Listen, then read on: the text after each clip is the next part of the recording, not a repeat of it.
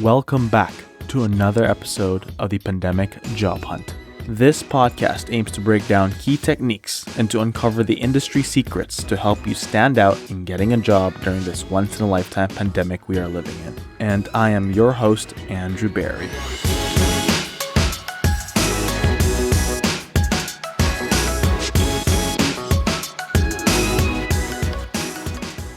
My next guest today is John Moon. Vancouver-based John Moon went through a number of career changes. From being a lawyer to participating in the event management business, he is now dabbling into tech sales. He started his transition at the beginning of the pandemic, where he enrolled himself into a tech sales bootcamp, which led him to the position he is in now. Tune in to hear his story on how he successfully navigated multiple career paths and now sales. Hi, John. Hi, Andrew. How are you doing? I am good. I want to say thank you for tuning into the podcast. I'm really excited to have you on the show. You were a lawyer turned tech sales nerd, or according to your LinkedIn bio. I think you had a very interesting story. However, why don't you start with telling a little bit more about yourself and how did you end up in sales? Yeah, thanks for the intro. I had a long journey getting here. Like you said, I started my career as a lawyer. I went through a number of different career changes. Before getting into sales, immediately before, I was in an event marketing role. And to be honest, like the pandemic was not on the horizon yet when I was started making the transition. But I decided, I wanted something. The role that I was in was not quite a professional role. I wanted to get into something a little bit more professional, more permanent again. So I joined a tech sales accelerator, and that's how I ended up being in sales. Yeah. Which tech sales accelerator did you go? Is it Uvaro? It is Uvaro. Okay. Which is, I believe, is part of Kite, which is what you're working for right now, I believe. Exactly. Yeah. There are two sides of the same company. One side is providing sales software. The other side of the business is providing tech sales training. Okay. So when did you do that tech sales bootcamp? Was it last year before the pandemic? Yeah. So the course started for me. My cohort started in January. So a little bit before the pandemic hit. What made me join was I clicked on an ad on Reddit, to be honest. It was part of their marketing campaign, targeting, I guess, people like me. The message resonated with me in terms of my skill set, being able to, in a B2B sales capacity, you need to have that connection with people. I really had enjoyed that in the event marketing space, but like I mentioned, I just wanted something more career progression, more professional. Okay. So prior to tech sales or sales in general, you were in event marketing, and before that, you were a lawyer for a little bit. What were some expected or unexpected transferable skills that you could identify? Oh yeah, for sure.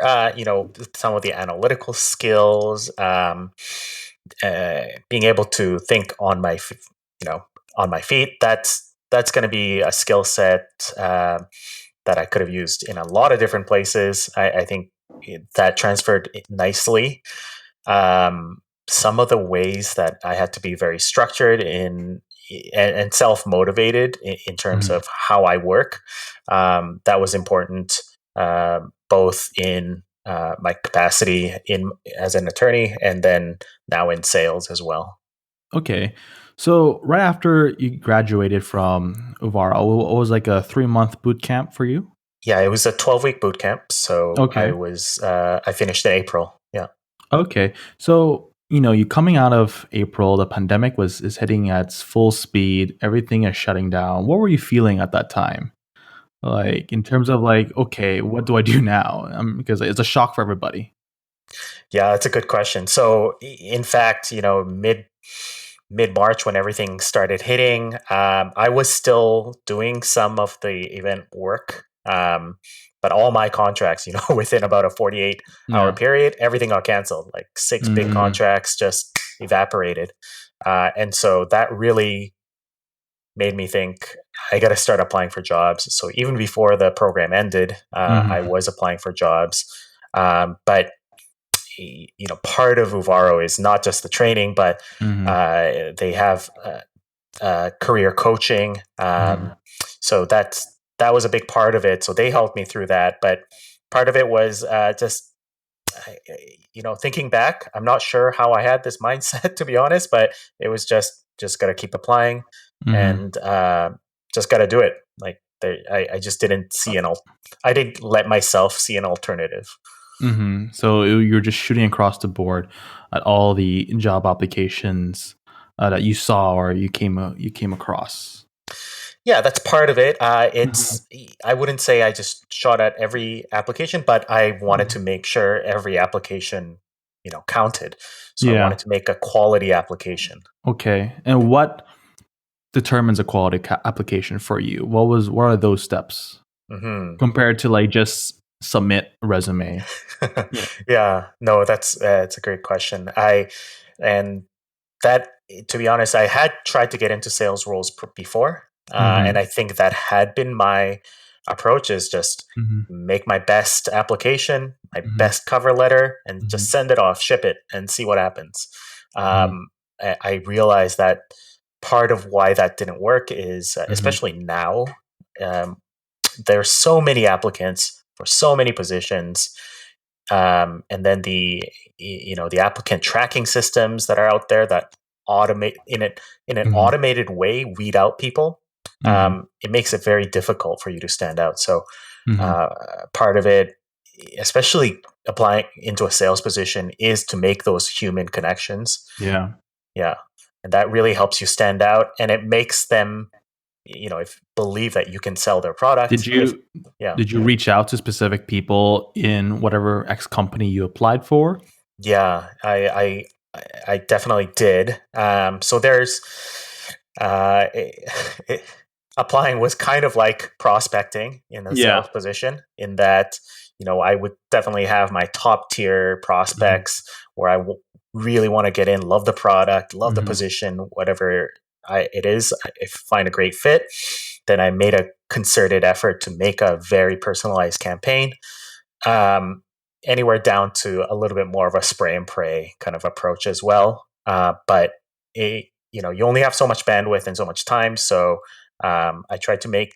I had a very quick grading system for Okay. the jobs, and then Mhm. my if I was out of five, my fives and fours would get a Mhm. lot more time and priority, Mhm. and then the threes and twos and ones maybe less so.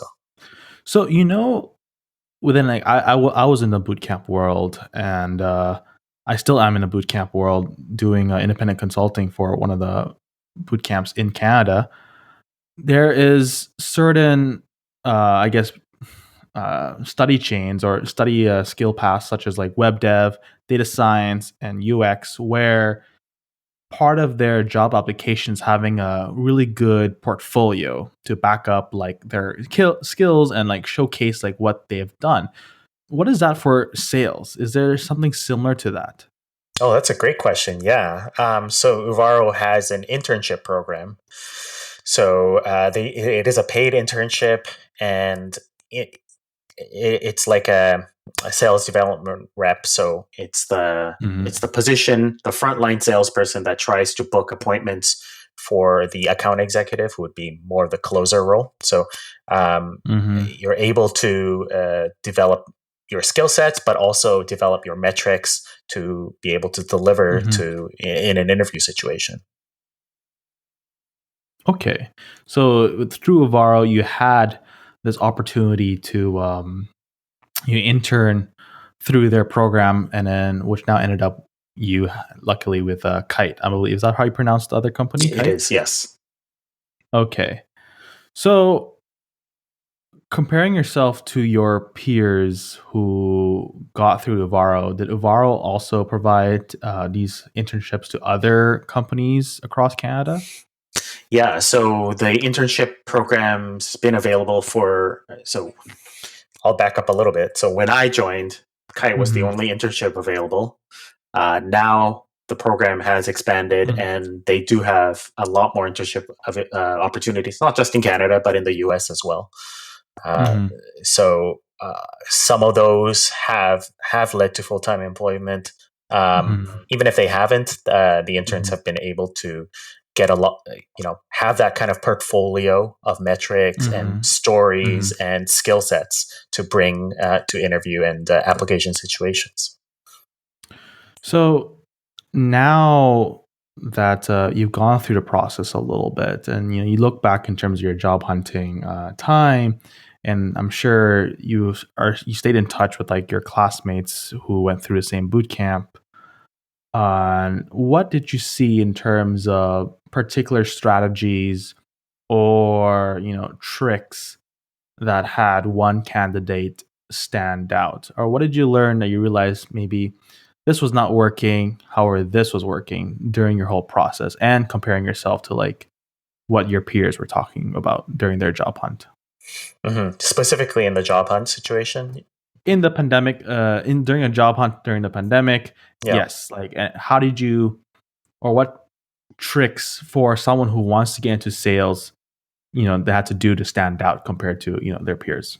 hmm Absolutely. So uh, I think there's a lot of content literature out there that talks about your application process, for a sales role Mhm. is reflects how you're going to be able to sell, and you've got to sell yourself if you're going to be able to convince Mhm. your hiring managers that you can sell for them. But even so many people are just doing the hitting the Mhm. submit button, and that's it.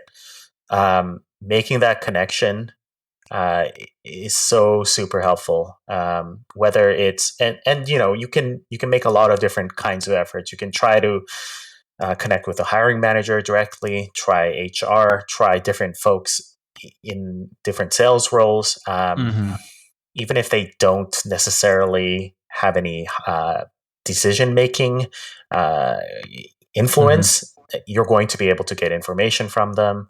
Mhm. So it's a great opportunity, even if it, even when you're on the applicant end, it doesn't look like an opportunity, but it is. Mhm. Okay. And for like sales in general, like you said, like you have to reach out to make that specific connection. Were there any, I guess, certain message or templates that you realized when you're trying to connect with someone that worked versus like, someone might reach out to someone on LinkedIn and be like, hey, I am a job seeker looking for this position in X company versus you send a message on LinkedIn being like, "Hey, I want to hear your story. I would love to chat." Did you have any, you know, personal thing or specific strategy in terms of actually making that connection, closing that connection, and really, making authentic, making sure like they remember you? Yeah, I love that. What you say about being authentic. Um, One thing I would say that worked really well and was to have a value exchange. So you're asking for something from them, right? So Hmm. you Yeah. just asking can work, but what works really well is to offer them something in return. So, for instance, I applied to a lot of ed tech companies, Mm. and I had found a white paper that I thought was pretty interesting in terms of the ed tech space. I shared that with an account executive that I talked to, and he said, straight up, that was useful, and it made him want to talk to me. Okay. That I wasn't just asking for time. Um, and I get it on the other side, again, on the applicant side, you don't it's hard to feel this, but on the other side, there's a lot of people asking for your time for one thing Yeah. or another. So to be able to offer something in return, it Mhm. really sets you apart. Okay, so you talked about trying to find something where you can add value to the conversation. It could be like this white paper you mentioned, or like a study or whatnot. During your, job hunting time where you were reaching out to, say, recruiters and the right people and applying. How did you stay on top of your sales, knowledge and repertoire, and like how did you find all these different resources? Can you give me some examples of a resource bank that you used during your job hunt? Maybe something general and something specifically to sales. Hmm. Yeah, LinkedIn is obviously a very good space right Yeah. now for sales content. Tons of great stuff out there. I'm also just, in my space in particular, the Sales Enablement Mhm. Society is a great space. Sales Hacker is a really good one. Sales Hacker community has lots of great folks contributing a lot of great knowledge in there. So those Mhm. are some good spaces.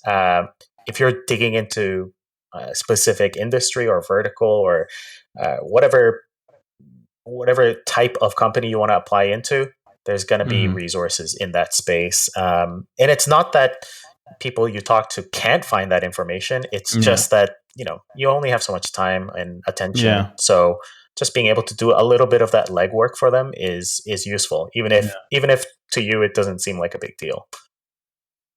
Okay.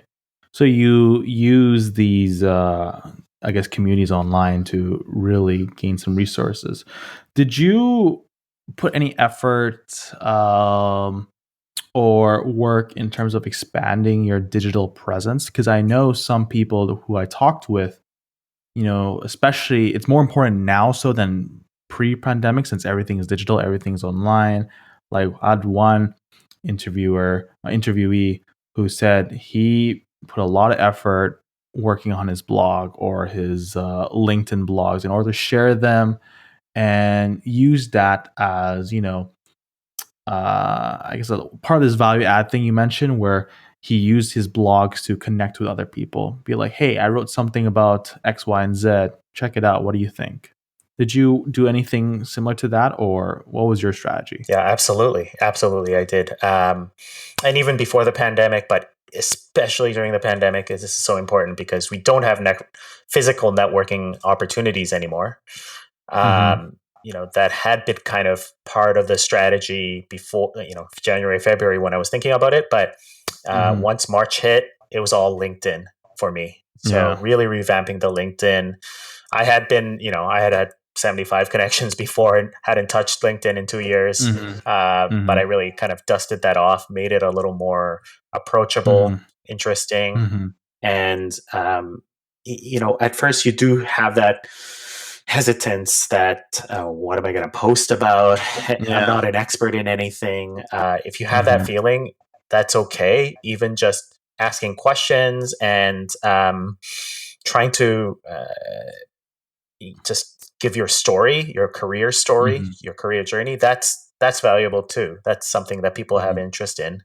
Mm-hmm. And part of, at least it was true at the time, was I don't know how it's changed now, but um, LinkedIn does try to make people with fewer connections, fewer posts more visible. So you They do have do. an Yeah. unfair advantage. The LinkedIn algorithm is very powerful in terms of sharing content, in my opinion. I mean, it worked for you in terms Yeah. of getting you on board today. Did you, okay, comparing yourself like pre pandemic? I know some people in general, when I used to go to, say, job fairs, I used to go to data science networking groups and meetups. I used to go to tech meetups in Toronto. However, I remember when I was, fresh, I just graduated or I was looking for a job, sometimes I was so scared to interact with someone or to make the connection. And now, personally, that we are in the digital landscape, sometimes I feel a bit more brave posting and connecting and actually try to build a presence through the internet. But I know some people still are a little bit hesitant, like you said, in terms of like posting that. Did you ever have, say, maybe some imposter syndrome? And did you ever have any strategies to, overcome and build that confidence so you can actually shoot that message or connect with that person? It's funny because a lot of these questions that you have are exactly um, the kinds of things that Uvaro helped me with. Okay. So LinkedIn strategizing was like day one part of the program. So uh, a lot of folks in my class had almost no LinkedIn presence. So it's Okay. one of the things we started on right away because Mm-hmm. Varo was a time sensitive, limited time engagement. So to build up that presence, we needed to start right away. Mm-hmm. So that helped. Having that support at work really helped. Um, and then being able to bounce things off of people and ask Mm-hmm. internally through the Uvaro Mm-hmm. class, that helped.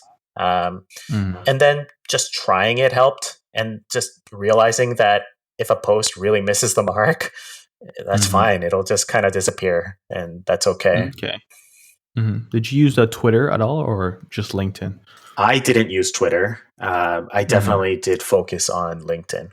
Okay. Because I feel, at least within my domain, and personally, I use Twitter quite a lot to gain knowledge and actually try to connect with certain Twitter folk. I find tech Twitter to be quite interesting and quite active, and it's in essence a little bit more casual compared to like the LinkedIn posts, in my opinion. So maybe you should check it out, tech Twitter a little bit, find like some key influencer or thinkfluencers as they call it, uh, and you can really engage through Twitter. In my opinion, it's another good resource in terms of gaining knowledge for whatever domain you want to gain in itself. Okay, I no, that's a great tip. I'll admit I've shied away from Twitter from just because Hmm. of political Twitter. Um, but yeah, Yeah, political Twitter is quite big. At the end of the day, is like who you follow. It's right. who you follow, what kind of hashtags you follow, then it'll create a certain feed for you. That's the. Have you watched The Social Dilemma on I Netflix? haven't yet, but it's on my list. Yeah. You should watch it. But yeah, it's pretty much all these social networks really do a good job in terms of like tailoring your feed to what you want to consume. So use that to your advantage, I guess, is what I would recommend. So you were someone who were in a different domain compared to sales. You have a few years of experience under your belt. What would you give to advice to someone who is a little bit like similar in your position, have a few years of experience, or they're quite experienced in their careers, but wanting to make that transition? And what advice would you have for them? Then maybe after that, you can probably I'll ask like, what advice would you give for someone who is a recent grad who found themselves in this pandemic and don't know what to do? What advice would you give to these folks? Okay, sure. I would say for the folks with that experience first, you have a lot of experience that it has transferable skill sets. Hmm. And it's important to think about that. I guess coming from being in a sales capacity and then having gone through the sales Hmm. boot camp, we thought a lot about, or we were encouraged to think about that and being able to sell our skill set to employers. So, for instance, I had a Hmm. lot of customer facing experience. Uh, Hmm. as an attorney, I was in a role that faced claimants and different attorneys. Hmm. So it was a very um, lots of like quick interactions with people, and Hmm. obviously in an event marketing space, that's a lot of Hmm. facing general public as well. So we find Uvaro, we find sales. Um, a, really benefits from customer facing folks. Hmm. I think there's been some very good candidates at Uvaro from, for instance, like hospitality, which Hmm. is an industry that's obviously been suffering from the pandemic. Hmm. So would definitely encourage folks to think about that. And the other thing is sales requires a lot of grit. Hospitality folks, Hmm. that's they've got grit in Yeah, spades. Like nobody has grit like a server, right? that is true. Yeah, they because they interact with people all day, every day. all kinds of folks from like angry customers to, really nice folks and all kinds of backgrounds too. So I guess for sure, someone who is customer facing, like a server, could transfer into a sales role quite easily. And it's true because I had a one guest earlier, her name Kathy, as I mentioned, who released last Thursday. She was a server and she worked at a gym where she wasn't doing the work that she is in right now. She's an HR analyst, and but she told me her story about she, in order to stay on top of her HR game, when she got that HR role, she took part-time gigs as like a bartender, for example, in order to keep her, wits up, or to make sure she understands different types of people. And she believed that when she was, during these service-oriented jobs, it really tremendously helped her career in HR. And I found it very inspiring at her hustle and her willingness to seek other experiences to benefit her own, I guess, career path in HR. It's very cool. Yeah. Yeah. And yeah, you're right. Service oriented folks do a good job. Did you ever notice in sales or during your boot camp, and did you ever notice, especially during the post, like at the beginning of the pandemic, through all this uncertainty, through all that's going on, how did you keep yourself, motivated to, keep job hunting, keeping yourself productive? Because I know for a lot of folks, and I've read through a lot of LinkedIn messages, they were like, they went through like either anxiety or they felt Mhm. depressed. They were like upset. It's hard for a lot of folks, especially, in the face of uncertainty. Did you find yourself implementing strategies to like boost your, happiness or, grit? Yeah, no, I think I was lucky to have started the boot camp and been in a Hmm. position to be applying for jobs in April. It Hmm. seems crazy to say that because the job situation was, really terrible at that time. Very few jobs being Yeah. posted and such. But I just mean that the boot camp gave me structure to Hmm. to really take the learning seriously. I knew it was a limited time Hmm. engagement. I knew there would be a fee involved, so I needed to Hmm. make sure that my time and money were being put to good use. So Yeah. the other thing was that our class time, and I feel like this is almost like my unfair advantage being in Vancouver. Hmm. Our class time was 9 to 11 a.m. Eastern time. Okay. Okay. So that meant I was getting up at You're up early. yeah, I was up at 5:30 to start class at Uh, 6. I was done by 8, and then I had mhm, the rest of my day, so I could uh, uh, just keep working the event work. mhm. Um, So it was a remote boot camp. It was not like in class in person. exactly, it's a remote boot camp online, but it is a live session, so 5 days a week. Mhm. I'm assuming like after that lecture period, you were doing a lot of self work. Yeah, there was the lecture component, but there's homework, and then the internship on Mhm, top of that, and then the job search. So there's a lot to mhm, do. Those extra hours, being forced to wake up early, just gave me a lot more hours in the day. And just mhm, in sales, just doing the thing is what makes a big difference. mhm. Is Now that you're in sales, do you find that all these? I guess you can't say much about this, but maybe you've heard, is sales during this pandemic, during this work from home period, has that been a bit different versus sales prior to that?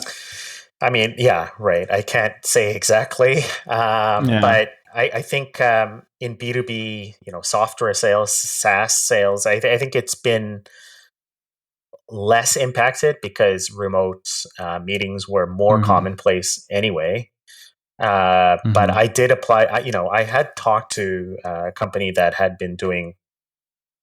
They're software folks, but they did all their sales in person, and mhm, definitely. Their business was severely impacted because they did a lot of like lunch and learns in person at their Mm, customers, at their prospects' offices. mhm. Those it could not happen anymore. So they Yeah. had to completely shift their strategy. Is there anything you learned now in terms of, in you're doing sales, you're constantly probably on Zoom calls or calls. Any tips you would give to that you've learned, as a salesperson that you could give to like a job hunter in closing, like you mentioned the fact that looking for a job is like sales, you're selling yourself and like closing that or like what you should say on the phone call and or maybe when you're on video, any tips and tricks that could help you that in general that the best way to interact with someone is in person. However, you're losing that one dimension when you're on the call or on video. How can you make yourself be more memorable through the calling systems? Hmm. Um, Interesting. You know what? Rather than giving a specific tip, I think I would have a similar tip to somebody who I would, like give to somebody starting in sales. Just do Mhm, the thing and mhm, try different things because I can give you a few tips and tricks and whatnot. You can look them up. There's mhm, tons out there, but what's going to work for you in your situation, you're going to discover that by trying it out. And mhm, by if you hem and haw and overthink things, you're just not going to be able to iterate. So that would be my mhm. top tip. Just go and try it. Okay. So do you think now I guess we're going a little bit off topic here. Is there certain opportunities within sales tech that, probably someone who is a recent grad does not know about? Like what is Yeah, because like in every even during a pandemic there's are opportunities, new businesses are being made. For example, the tech industry is somehow booming during this time.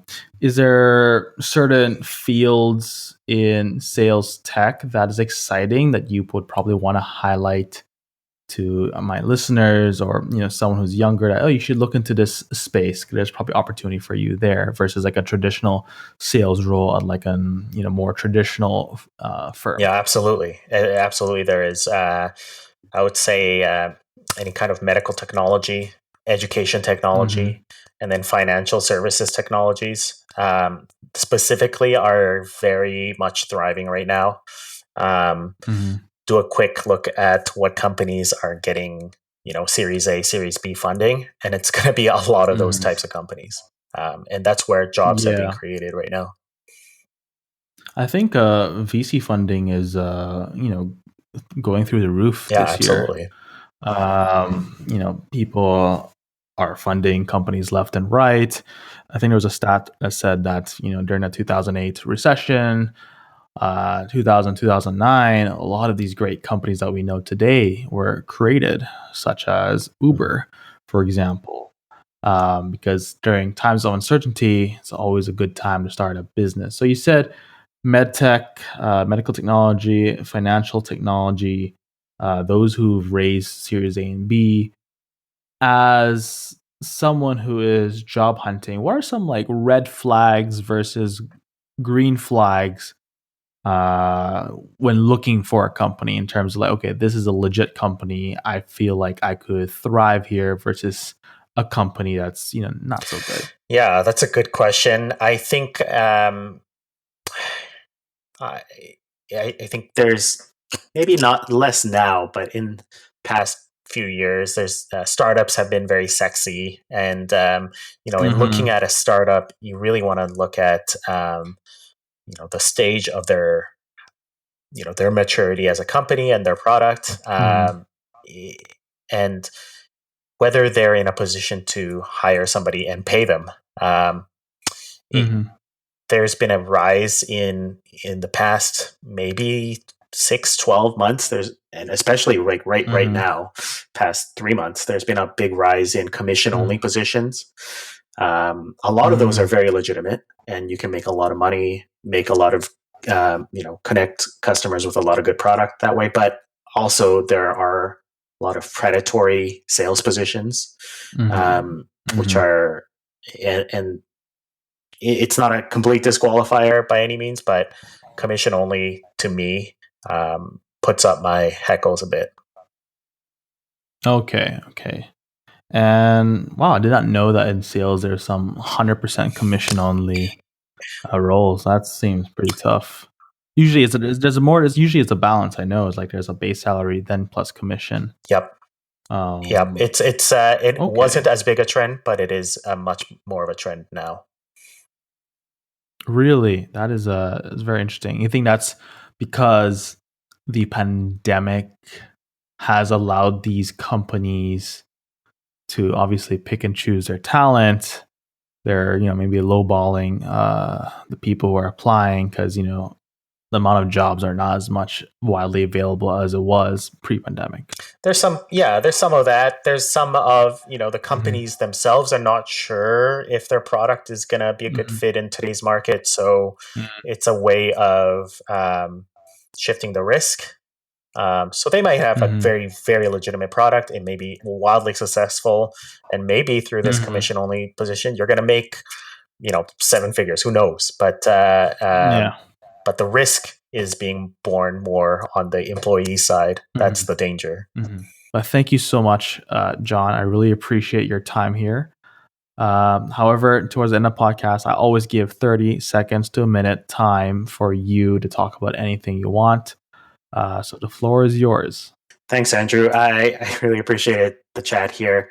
To be honest, I love chatting with folks who are in this situation because I've been there. It wasn't that long ago that I was working these gig jobs and trying to struggling to get into a professional position. So always happy to chat. So just float me a message on LinkedIn if you'd like to chat about my career journey, and happy to chat that way. All right. Thank you, John. This is the end of the show. Thank you for tuning into the Pandemic Job Hunt podcast. As always, I would love to get feedback, so don't hesitate to get in touch through my Twitter @AndrewHNBerry or LinkedIn.